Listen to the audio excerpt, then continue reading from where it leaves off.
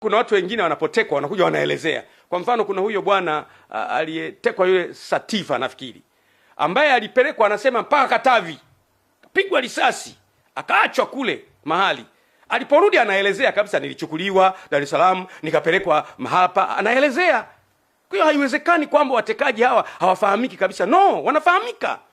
Lakini kwa nini hakuna desperate means za kuwapata? Why? Mtu anaweza kunijibu kwa unafiki. Akanijibu asema, wewe Gwajima bwana, hawa watekaji unasema wanafahamika, basi tuambie ni kina nani. Ndugu yangu, Mo alitekwa pale Korosham wakati ule. Mimi nilipiga kelele, rudisha Mo. Kama unabisha, nenda kwenye YouTube. Nilisema mrudisheni Mo. Na wakati rais alikuwa Magufuli, whether yeyote, utekaji haukubaliki anytime. Wakati kina Roma Mkatoliki wanatekwa, mimi nipiga kelele. Wakati utekaji ulikuwa umeshamili, nilipiga kelele. Tangu wakati wa Magufuli na wakati huu sikubali utekaji. Kwa mambo mema ambayo mtu anafanya anatakiwa asifiwe, kwa mambo maovu anayofanya anatakiwa akemee bila kujali yeye ni nani. Tanzania ni yetu sote. It does not belong to a single entity. It belongs to all of us. Tanzania ni yetu sote, si mali ya mtu mmoja, ni mali ya Watanzania wote. Siasa huja na kuondoka, na wanasiasa huja na kuondoka, lakini Tanzania inadumu vizazi hadi vizazi. Lazima tuilinde nchi yetu. Ndiyo maana mimi nasema kabisa, kuna kikundi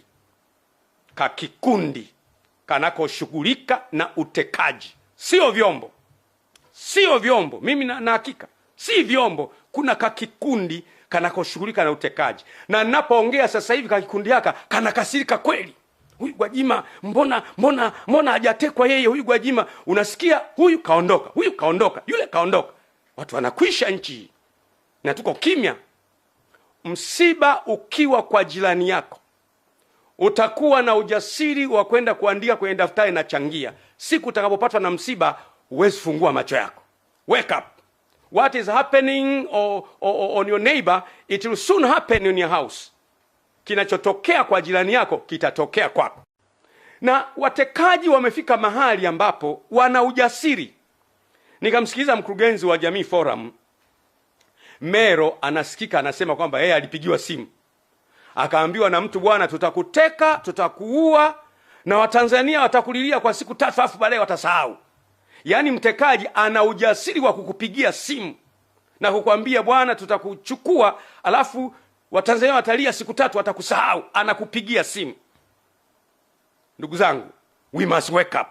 Huu utekaji tunauresist kwa nguvu zote. Mimi binafsi nauresist leo, kesho, wiki ijayo. No, it can't happen in our country. Jambo hili lazima likataliwe. Hatukuliona kule nyuma. Hii ni dharau iliyopindukia kwa mtekaji kukupigia simu na kukutisha. Leo watu wengi wamekimbia nchi. Mwanamapinduzi ya askofu wetu hayupo, wamekimbia. Sikiza nikwambie, kina Mwakipesile wamekimbia, wengi wamekimbia, wako nje. Wengine siwezi kuwataja kwa sababu ya hadhi zao. Maaskofu wa madhehebu makubwa kabisa wamekimbia nchi kwa sababu tu ya kusema. Sikiza niwaambie, at least mimi ni kiongozi wa taasisi. Unapokuwa kiongozi, watu wote hawawezi kukubaliana na wewe. Hata kwenye taasisi zetu za kimungu kabisa, ni kanisani au ni msikitini, si watu wote watakubaliana na wewe, na pamoja na kwamba ni waumini wako, wakukusema wapo. Wengine watakusema kwa sababu za uongo, zitakuuma. Kama kiongozi lazima uwe na courage ya kumeza hayo maneno. Ukiwaua wote utamtawala nani?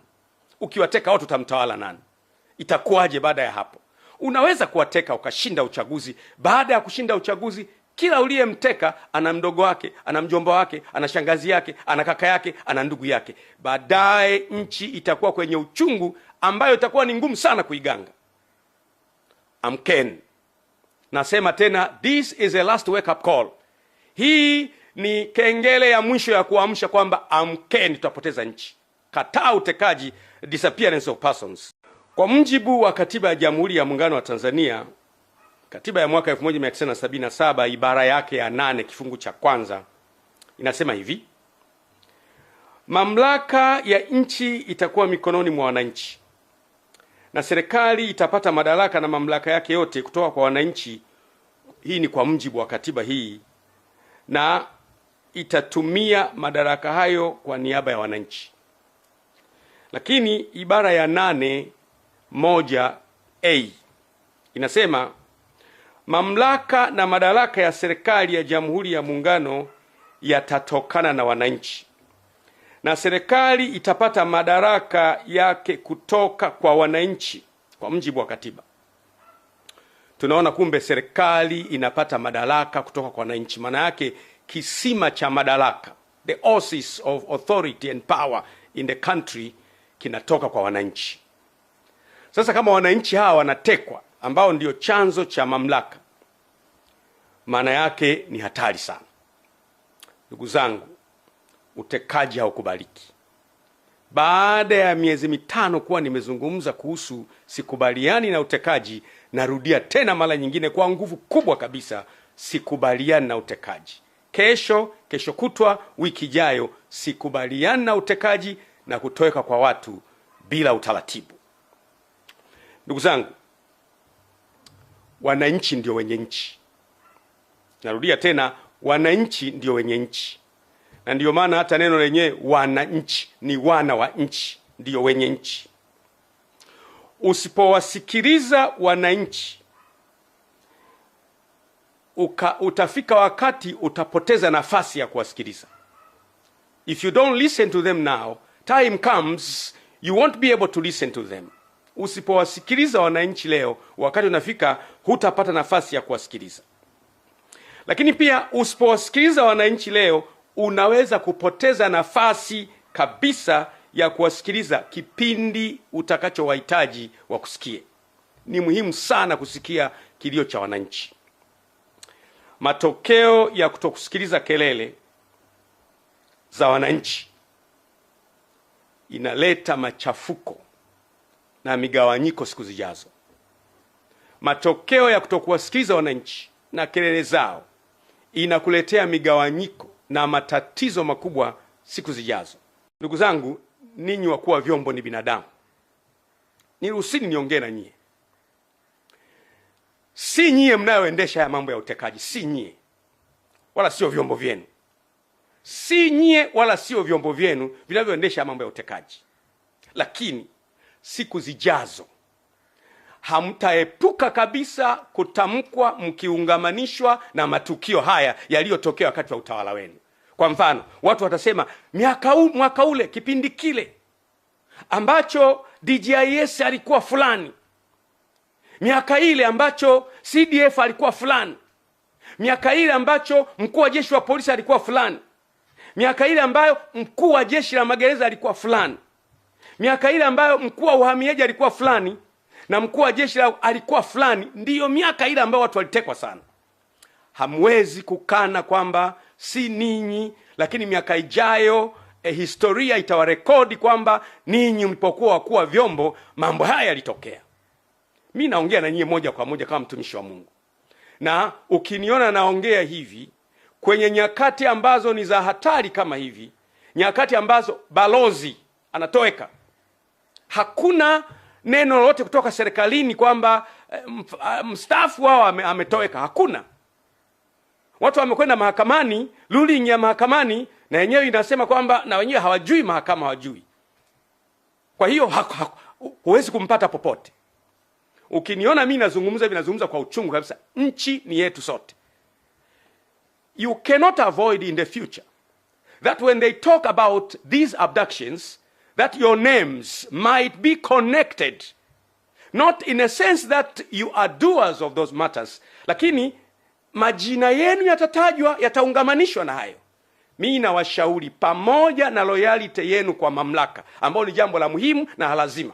Loyalty yenu kwa mamlaka jambo la muhimu na lazima. Pamoja na loyalty yenu kwa mamlaka, liangalieni jambo hili kwa muhimu sana. Linawaunganisha nyie na utu wenu na familia zenu na watoto wenu.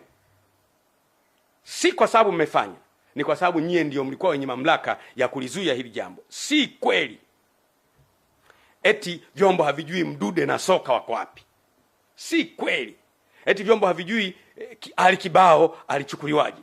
Si kweli vyombo havijui Polepole kaondokaje. Si kweli.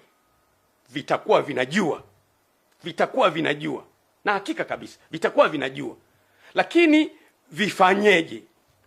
Kwa kiwango kidogo najua competence ya vyombo vyetu na wakuu wa vyombo. Najua, narudia tena, mimi najua competence ya wakuu wetu wa vyombo. Najua kabisa. CDF amekuwa kwenye kazi muda mrefu, ni mtu competent, anaiweza kazi.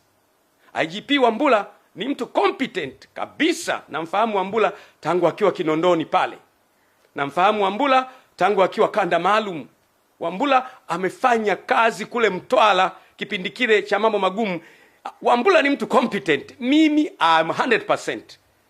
Huwezi kunidanganya kwamba eti Wambura hajui kabisa. Wambura atakuwa anajua. Lakini Wambura anamwendeaje bosi wake? Kusema kwamba bosi, hili swala haliendi vizuri, atapoteza kazi. DJIS eti ndugu yangu Suleiman Mombo eti hajui kabisa. Anajua. Lakini akienda anaweza kupoteza kazi. Siamini CDF hajui au generali kiongozi wa magereza hajui. Wanajua, lakini sasa watafanyaje? Wakitulia ndani ya mimi nawahakikishia wa Tanzania tuna vyombo competent. Kwa swala la vyombo tu ni competent, lakini hatujapata a mechanism ya kuwalinda hao wakuu wa vyombo ili na wao watulindie nchi yetu. Kwa hiyo muda unakuja na siku moja itafika. Mimi nasema siku moja itakuja tu ambayo tutapata namna ya wakuu wa vyombo kuwalinda, watulindie nchi yetu na maono yetu. Ndugu zangu, my countrymen, kama tusipofanikiwa kuilinda nchi yetu, ipo siku nchi yetu njema tutaipoteza. Kwa sababu motive ya mgombea yote ni kushinda uchaguzi. Hata ningekuwa mimi, motive ya mgombea yote ni kushinda uchaguzi, na anaweza kutumia njia ambazo zina damage nchi ili ashinde uchaguzi. Lakini motive ya nyie wakuu wa vyombo na vyombo vyetu ni kulinda nchi. Akija mtu mnamlinda, anamaliza, anaondoka, anaingia kwa mujibu wa katiba, mnamlinda, anaondoka. Ndio wajibu wenu. Lakini itakapofika wakati tukaona aibu kusema juu ya mambo yanayohatarisha taifa, kuna siku tutakuwa na wakati mgumu sana.